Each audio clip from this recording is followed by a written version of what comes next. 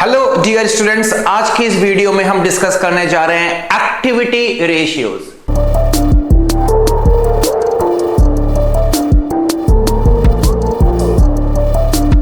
बच्चों, जैसो कि हम जानते हैं कि रेशियो को हम चार टाइप्स में क्लासिफिकेशन करते हैं: liquidity ratio, solvency ratio, activity ratio and profitability ratio.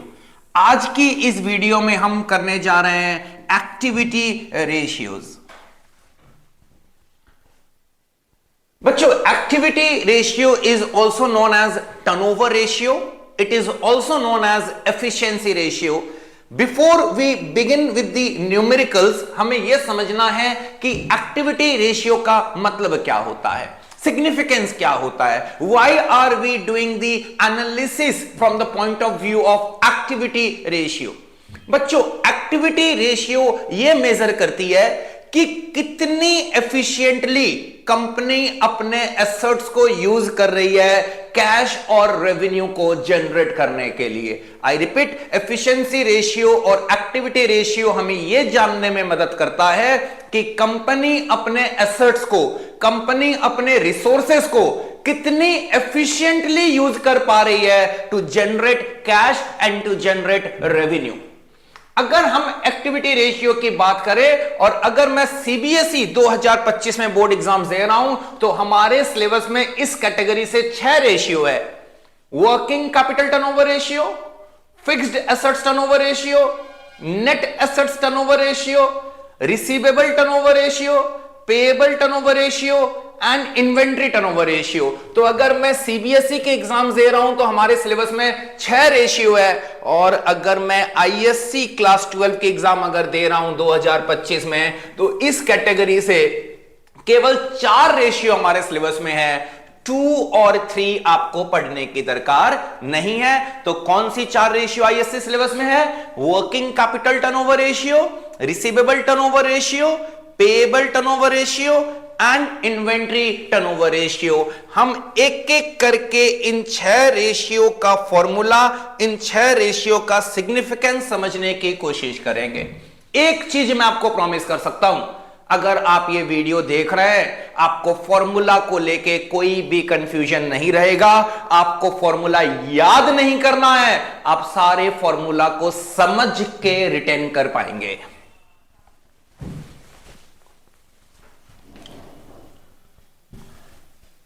बच्चों, अगर हमें कोई भी एक्टिविटी रेशियो निकालने बोला जाए, मानो हमें बोला जाए आप निकालिए एक्स टर्नओवर रेशियो, तो पहले तो आप एक डिफॉल्ट फॉर्मूला याद कर लीजिए कि न्यूमरेटर में आरएफओ होगा और डिनोमिनेटर में एक्स होगा। अभी हमने बोला था हम चेक कर रहे हैं कि हम अपने एसेट्स को कितनी एफिशिएंटली यूज कर रहे हैं रेवेन्यू जनरेट करने के लिए। इसलिए मोस्ट ऑफ द केसेस में टर्नओवर रेशियो में आपका आएगा रेवेन्यू फ्रॉम ऑपरेशंस, जिसको हम नेट सेल्स भी बोलते हैं, और जिस चीज का टर्नओवर बोलेगा उसको हम डिनोमिनेटर में ले लेंगे। तो what will be Y turnover ratio? The formula will be sales by Y. What is Z turnover ratio? The formula will be Z sales by Z. तो आइए इस संदर्भ में अब हम 6 रेशियो को समझने का प्रयास करते हैं। हमारा पहला फॉर्मूला है वर्किंग कैपिटल टर्नओवर रेशियो। तो बाय डिफॉल्ट हमारा फॉर्मूला क्या हो गया सर? न्यूमरेटर में आरएफओ, डिनोमिनेटर में वर्किंग कैपिटल।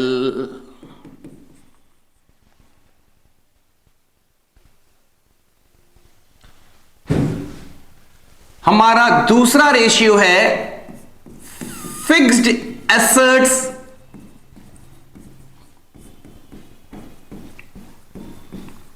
Turnover ratio. तो बाय डिफॉल्ट फॉर्मूला क्या हो गया sir? RFO by fixed assets. हमारा तीसरा है formula net assets turnover ratio.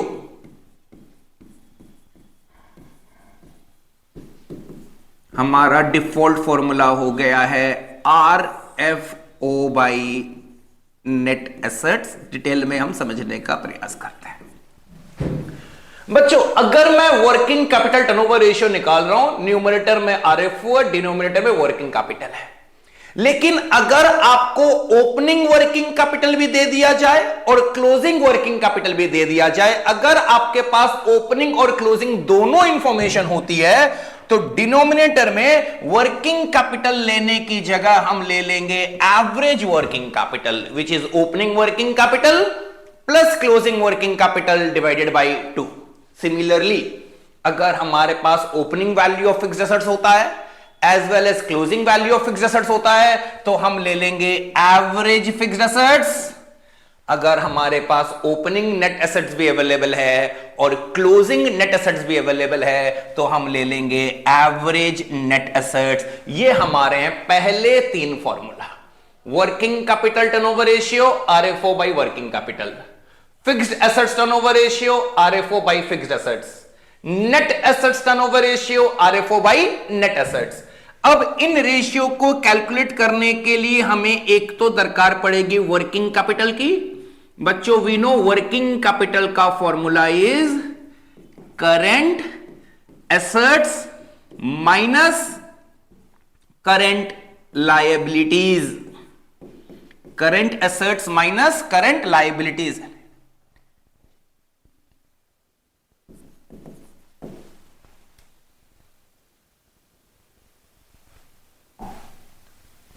दूसरी जो इंफॉर्मेशन हमें यहां पे चाहिए वो है नेट एसेट्स की। बच्चों net assets is also known as capital employed. Capital employed का मतलब होता है share holders fund plus long term debt, जिसको हम शेड्यूल 3 के हिसाब से नॉन करंट लायबिलिटी के नाम से जानते हैं।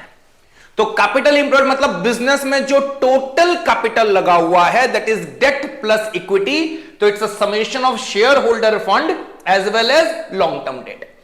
अगर कैपिटल इंप्लॉयड हमें क्वेश्चन डायरेक्टली ना दे, तो बच्चों एक सिंगल फॉर्मूला मैं आपको दे रहा हूं इस इंग्रेडिएंट को निकालने के लिए, और वो फॉर्मूला आप ऑलरेडी जानते हैं। It is basically a balance sheet equation, share holders fund plus non current liability plus current liability is equals to non current assets plus current assets. हम सब इस फॉर्मूला को जानते हैं क्योंकि ये एक्चुअली में फॉर्मूला है ही नहीं। एक तरफ मैंने इक्विटीज एंड लायबिलिटीज का हेडिंग लिखा है, एक तरफ हमने एसेट्स का हेडिंग लिखा है, and equities and liabilities is always equals to total assets. अब बच्चों इस फॉर्मूला में ये जो पोर्शन है ये पोर्शन है कैपिटल इंप्लॉयड। तो अगर मुझे कैपिटल इंप्लॉयड डायरेक्टली ना दे तो क्या क्या पॉसिबल फॉर्मूला से कैपिटल इंप्लॉयड निकल सकता है, आइए देखते हैं। This is non current assets plus current assets minus current liability. तो एक तो मैं इसको बोल सकता हूं total assets minus current liability. इस पोर्शन को हमने बोल दिया है, इस पोर्शन को हमने बोल दिया है टोटल एसेट्स। दूसरा हम इसको बोल सकते हैं नॉन करंट एसेट्स और fixed assets plus working capital. This portion can be termed as working capital, तो formula becomes non current assets plus working capital. तो जब हम कैपिटल इंप्लॉयड निकालेंगे तो 3 फॉर्मूला में यहीं पे दिखाई दे रहा है। एक directly share holders fund plus long term debt, दूसरा formula total assets minus current liability, तीसरा formula non current assets plus working capital. यहां से हमारा नेट एसेट्स का कैलकुलेशन हो जाएगा। न्यूमरेटर में हम आरएफओ को रखेंगे, डिनोमिनेटर में हम नेट एसेट्स को रखेंगे, and we will be able to calculate net assets turnover ratio. तो ये हमारा पहला 3 रेशियो का डिस्कशन हो गया। मैं रिपीट कर देता हूं, वर्किंग कैपिटल टर्नओवर रेशियो का फॉर्मूला है RFO by working capital, where working capital means summation of current assets minus summation of current liabilities. दूसरा ratio fixed assets turnover ratio, जिसका फॉर्मूला है आरएफओ बाई फिक्स्ड एसेट्स। तीसरा net assets turnover ratio, जिसका formula है RFO by net assets. Net assets का दूसरा नाम होता है कैपिटल एम्प्लॉयड। लेकिन बच्चों अगर हम एग्जामिनेशन पॉइंट ऑफ व्यू से बात करें तो ये पहले 3 रेशियो कम इंपॉर्टेंट होती है, और जो 3 रेशियो बच गई है वहां से एग्जाम में क्वेश्चन आने का प्रोबेबिलिटी ज्यादा हाई होता है। इसलिए उन 3 रेशियो को हम ज्यादा डिटेल में समझने का प्रयास करते हैं। आइए नेक्स्ट 3 रेशियो की हम बात करते हैं। नंबर 4 हमने लिखा था रिसीवेबल टर्नओवर रेशियो। बच्चों सबसे पहले हम आपसे पूछना चाहेंगे कि हमने डिफॉल्ट फॉर्मूला क्या सीखा है। सर हमने डिफॉल्ट फॉर्मूला सीखा है कि आप न्यूमरेटर में आरएफओ को लिख दीजिए, आरएफओ मतलब सेल्स को, और डिनोमिनेटर में जिस चीज का टर्नओवर है उसको लिख दीजिए। यहां पे हम किस चीज का टर्नओवर निकाल रहे हैं, हम रिसीवेबल्स का टर्नओवर निकाल रहे हैं, तो डिनोमिनेटर में हमने लिख दिया रिसीवेबल्स को। अब एक बात हमारी पहले ही हो गई, अगर हमारे पास ओपनिंग रिसीवेबल भी है और क्लोजिंग रिसीवेबल भी है तो हम क्या करेंगे, सर हम एवरेज रिसीवेबल ले लेंगे। Now the question we must ask ourselves is, क्या रिसीवेबल टर्नओवर रेशियो का रिश्ता पूरी सेल्स के साथ है? Do cash sale play any role when we are talking about receivables? The answer is no. When we are talking about receivables, we are only and only concerned with credit sales. We are only and only concerned with credit RFO. यहां पे हम formula में थोड़ा सा modification करते हुए numerator में RFO नहीं लेके हम लेंगे क्रेडिट RFO, और डिनोमिनेटर में हम लेंगे एवरेज रिसीवेबल। बच्चों what is the meaning of the word receivables? Receivables अपने आप में शेड्यूल 3 के हिसाब से एक सब हेडिंग है करंट एसेट्स के भीतर। बच्चों रिसीवेबल्स में 2 चीजें आती है, वो है आपका debtors and BR. What is average receivables? Average receivables is opening receivables plus closing receivables divided by 2। बच्चों हम एवरेज इसलिए लेते हैं क्योंकि अगर मान लीजिए हम इस रेशियो को कैलकुलेट कर रहे हैं तो हमें कंफ्यूजन होगा कि भैया हम ओपनिंग रिसीवेबल लें या क्लोजिंग रिसीवेबल लें। Receivable through out the year same नहीं होता बच्चों, वो थोड़ा फ्लक्चुएट करता है। अगर मुझसे कोई पूछता है कि आपके डेटर्स कितने हैं या जनरली आपके डेटर्स कितने रहते हैं, तो मैं एक रेंज बोलूंगा कि जनरली मेरा डेटर 5 से 6 लाख के बीच में रहता है, तो वो अमाउंट फ्लक्चुएट करता है। इसीलिए बेटर है प्रॉपर कैलकुलेशन के लिए हम क्लोजिंग रिसीवेबल ना लेके, अगर हमारे पास ओपनिंग की इंफॉर्मेशन है तो यहां पे हम क्या लेंगे, एवरेज रिसीवेबल लेंगे। What is credit sales? Credit sales is equals to total sales minus cash sales. तो रिसीवेबल टर्नओवर रेशियो का हमारा फॉर्मूला बन जा रहा है credit sales divided by average receivable. Average receivable is opening receivable plus closing receivable divided by 2 and credit sales is total sales minus cash sales. अब हमारे मन में सवाल आता है कि हम रिसीवेबल टर्नओवर रेशियो क्यों निकाल रहे हैं, इसका सिग्निफिकेंस क्या है, आइए समझते हैं।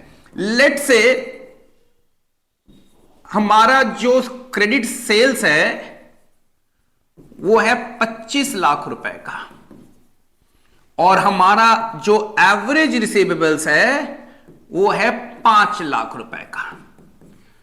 तो इस केस में हमारा रिसीवेबल टर्नओवर रेशियो आएगा 5 टाइम्स। तो बच्चों ये 5 क्या सिग्निफाई करता है? ये 5 सिग्निफाई करता है कि हमने पूरे साल में 25 लाख रुपए का माल बेचा, ऑन एवरेज मेरा रिसीवेबल 5 लाख है, मतलब मेरा जो रिसीवेबल्स है वो साल में 5 बार घूमता है। टर्नओवर कितनी बार रोटेट होता है? 5 बार। बच्चों अगर मेरे रिसीवेबल साल में 5 बार रोटेट होते हैं, एक रोटेशन में, एक साइकिल में कितना समय लगता है?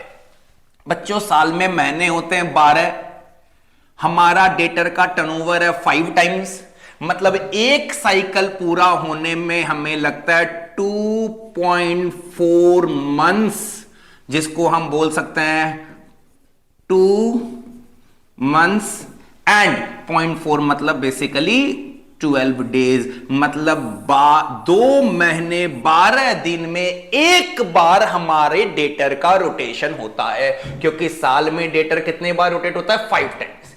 ये 2.4 मंथ्स क्या है? इस 2.4 मंथ्स को हम बोलते हैं एवरेज कलेक्शन पीरियड। ये हमें बताता है कि ऑन एवरेज हम डेटर से कितने दिन में पैसों का कलेक्शन करते हैं, मतलब माल बाकी में बेचने से लेके पैसा आने तक के बीच में टाइम गैप कितना है, इसको हम बोलते हैं एवरेज कलेक्शन पीरियड। और ये एवरेज कलेक्शन पीरियड कौन निकालने में मदद करता है? Receivable turnover ratio. Point to be noted is बच्चों, ये रिसीवेबल टर्नओवर रेशियो जितना ज्यादा होगा कलेक्शन पीरियड उतना कम होगा। हम क्या चाहते हैं? हम चाहते हैं हमारा डेटर से जो कलेक्शन है वो जल्दी से जल्दी हो, कलेक्शन पीरियड जितना कम हो उतना अच्छा, मतलब रिसीवेबल टर्नओवर रेशियो जितना ज्यादा होगा कलेक्शन पीरियड उतना कम होगा, और वो कंपनी के लिए उतना ही फायदेमंद होगा। ये कंपनी की लिक्विडिटी पोजीशन को भी अच्छी करेगा और हमारा वर्किंग कैपिटल का रिक्वायरमेंट कम हो जाएगा। Am I clear, children? So what is the formula for average collection period? The formula for average collection period is 2.4 months. इसको हम एनालिसिस के लिए कैसे यूज करेंगे? मान लीजिए कंपनी का जो क्रेडिट पॉलिसी है वो क्रेडिट पॉलिसी है 45 डेज का, मतलब कंपनी जब अपने कस्टमर को माल बेचती है तो क्या बोल के बेचती है? आपको 45 दिनों में पैसा देना है, 1.5 महीने में पैसा देना है। लेकिन हम देख रहे हैं पैसा आने में समय कितना लगना है? 2.4 मंथ्स। इससे ये क्लियर हो गया कि हमारा जो कलेक्शन पॉलिसी है वो बहुत लीनिएंट है। हम एफिशिएंटली डेटर से समय पे पैसा कलेक्शन नहीं कर रहे हैं, हमें समय पे पैसा कलेक्शन के लिए एफर्ट्स डालने की दरकार है। हम हमारे कलेक्शन पीरियड को इंडस्ट्री एवरेज से भी कंपेयर कर सकते हैं कि कंपेयर टू इंडस्ट्री हमारा कलेक्शन पीरियड कम है या ज्यादा है। अगर हमारा कलेक्शन पीरियड ज्यादा है तो हमें उसे कम करने की दरकार है। That's all about receivable turnover ratio. Recapitulate कर लेते हैं। रिसीवेबल टर्नओवर रेशियो का फॉर्मूला है credit sales by average receivables, wherein average receivables means opening receivables plus closing receivables divided by 2। हमारा फिफ्थ फॉर्मूला है payable turnover ratio, payables turnover ratio. बच्चों default formula क्या है? Sir RFO by average payables. लेकिन एक चीज बताइए, payables मतलब क्रेडिटर्स, पेएबल मतलब सप्लायर। अगर मैं क्रेडिटर का टर्नओवर निकाल रहा हूं तो हमारे लिए रेलिवेंट सेल्स है या परचेजेस है? सर डेफिनेटली हमारे लिए रेलिवेंट परचेजेस है। हमारा कॉमन सेंस बोल रहा है कि पेएबल टर्नओवर रेशियो के लिए आरएफओ का कोई काम नहीं है। पेएबल टर्नओवर रेशियो के लिए what we want is purchases. कौन सा परचेजेस? कैश परचेज या credit purchases? Sir, creditors has nothing to do with cash purchases. What we want is credit purchases. So the formula becomes credit purchases by average payable. What is average payable?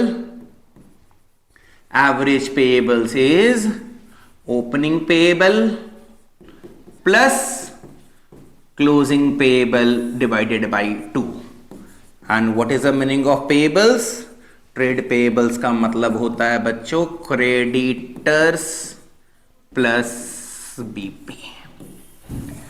जैसे receivable turnover ratio ये जानने में हमारी मदद कर रहा था कि ऑन एवरेज कितने दिनों में हमें डेटर से पैसा मिलता है, पेएबल रेशियो ये जानने में मदद करेगा कि ऑन एवरेज कितने दिनों में हम हमारे सप्लायर को पेमेंट करते हैं। तो ये क्या निकालने में मदद करेगा?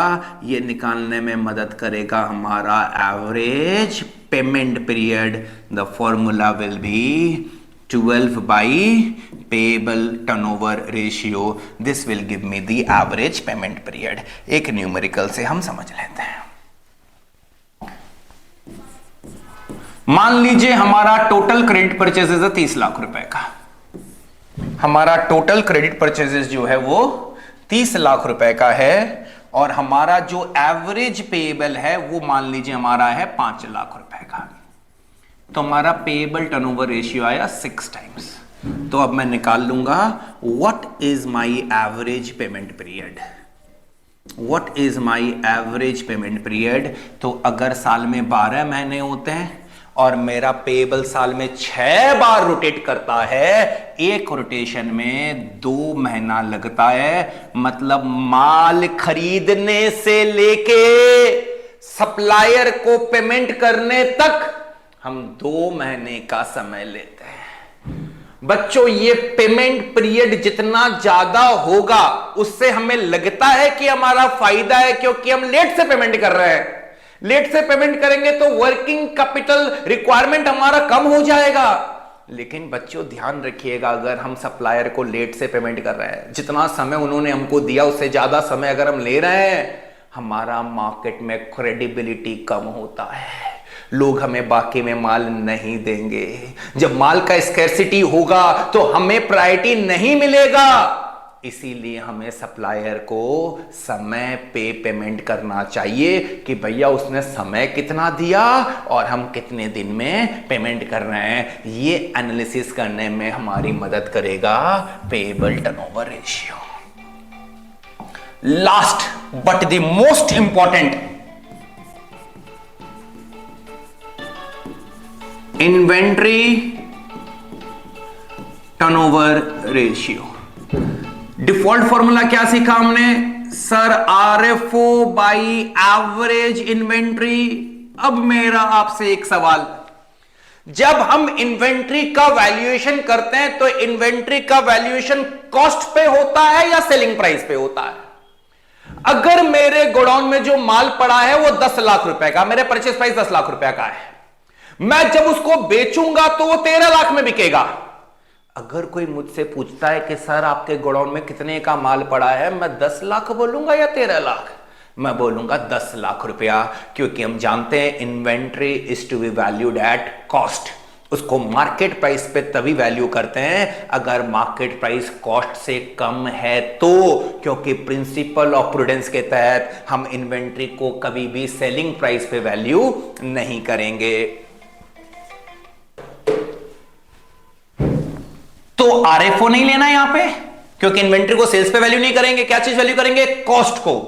कॉस्ट मतलब यहां पे सेल्स की जगह पे हम लेंगे सीओजीएस, जिसको हम बोलते हैं CORFO, cost of revenue from operations.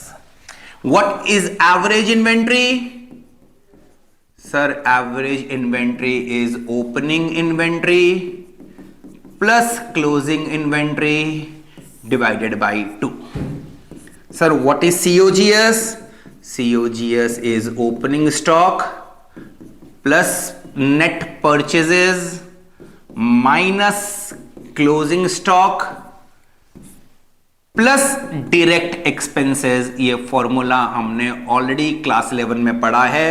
Alternatively हम बोल सकते हैं COGS is sales minus GP.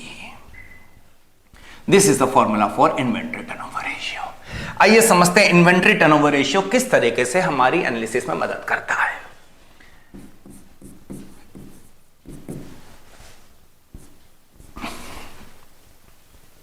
Late से हमारा जो इस साल का टोटल सीओजीएस है वो है 60 लाख रुपए का, और हमारा जो एवरेज इन्वेंट्री है वो हमारा इन्वेंट्री है 5 लाख रुपए का. आई रिपीट, हमने हमारा सीओजीएस कितना ले लिया? 60 लाख. एवरेज इन्वेंट्री कितना ले लिया? 5 लाख. मतलब हमारा इन्वेंट्री टर्नओवर रेशियो आया 12 टाइम्स. मतलब साल में 12 बार मेरा स्टॉक घूम रहा है. आइए समझते हैं किस तरीके से हमारे एनालिसिस में मदद करेगा. डेटर टर्नओवर रेशियो से हम निकाल पा रहे थे average collection period, payable turnover ratio से हम निकाल पा रहे थे average payment period, inventory turnover ratio हमारी क्या निकालने में मदद करेगा, एवरेज होल्डिंग पीरियड। इसका मतलब होता है माल खरीदने से लेके माल बेचने तक के बीच में टाइम गैप कितना है, मतलब कितने दिनों तक मेरा माल बिकने से पहले गोडाउन में पड़ा था, वेयर हाउस में पड़ा था। साल में महीने होते 12, इसने रोटेट कितनी बार किया, 12 बार, मतलब एक रोटेशन में कितना समय लग गया, 1 महीना। मतलब माल खरीदने से लेके बिकने के बीच में कितने महीने का गैप है, 1 महीने का। बच्चों ये गैप जितना कम होगा उतना अच्छा होगा, जितना कम होगा उतना अच्छा होगा।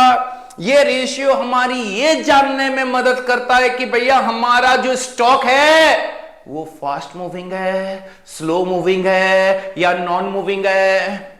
अगर ये पीरियड 1 मंथ या उससे कम आता है तो जनरली हम मानते हैं भैया हमारे स्टॉक फास्ट मूविंग है, मतलब माल आता है और कुछ ही समय में बिक जाता है। बच्चों माल अगर जल्दी बिक जाता है तो हमारा कॉस्ट कम लगता है, हमारा पैसा कम ब्लॉक हुआ, हमारा इंटरेस्ट का कॉस्ट बच रहा है। अगर हम इन्वेंट्री कम रखेंगे हमारा रेंट कम लगेगा, अगर हम इन्वेंट्री कम रखेंगे हमारा इंश्योरेंस प्रीमियम कम लगेगा, हमारा कॉस्ट ऑफ होल्डिंग इन्वेंट्री कम हो जाता है अगर हमारा होल्डिंग पीरियड कम होता है तो। जो स्टॉक स्लो मूविंग होते हैं अगर 3 से 4 महीना तक होल्ड करना पड़ता है तो हमें बीइंग अ सेलर क्या करना चाहिए, उस आइटम का ज्यादा स्टॉक नहीं रखना चाहिए क्योंकि वहां पे हमारा पैसा ब्लॉक हो रहा है। अगर किसी आइटम का आपका होल्डिंग पीरियड 6 मंथ 7 मंथ आ रहा है तो वो ऑलमोस्ट नॉन मूविंग है, हमें या तो उस आइटम का स्टॉक करना बंद कर देना चाहिए। अगर किसी कस्टमर का ऑर्डर आता है तो ऑर्डर मिलने के बाद हम उसको प्रोक्योर करेंगे, जिससे हमारा इन्वेंट्री होल्डिंग कॉस्ट कम हो जाएगा। तो ये हमारी क्या जानने में मदद करता है, ये हमारा जानने में मदद करता है what is the average holding period. That's and your activity ratio. हम क्विकली एक बार सम अप करेंगे।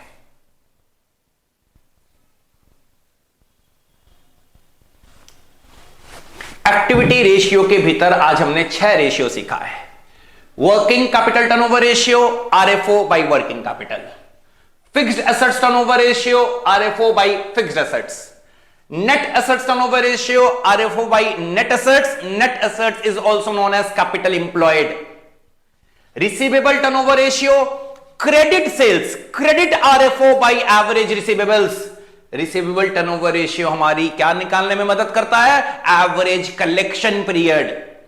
Payable turnover ratio formula is credit purchases by average payable, क्या निकालने में मदद करता है, एवरेज पेमेंट पीरियड।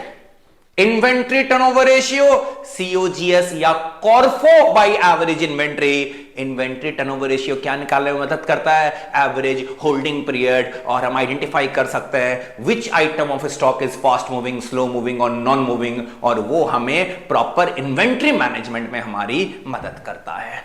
बच्चों नेक्स्ट वीडियो में हम सेकेंड कैटेगरी ऑफ रेशियो के बारे में बात करेंगे। Most probably we will discussing about the liquidity ratio. Thank you children, have a good day.